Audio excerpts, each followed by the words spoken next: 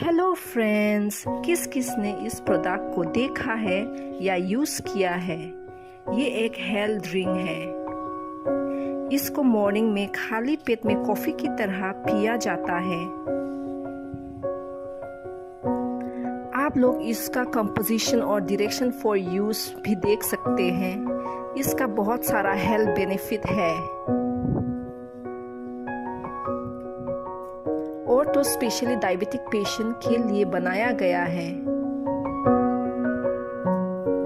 ये एक कमाल की बात है, इसे छोटे छोटे पैकेट में इस तरह से पैक किया गया है ताकि मिसयूज ना हो।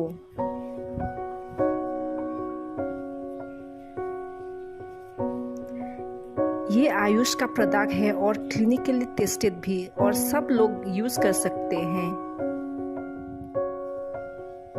Thanks for watching.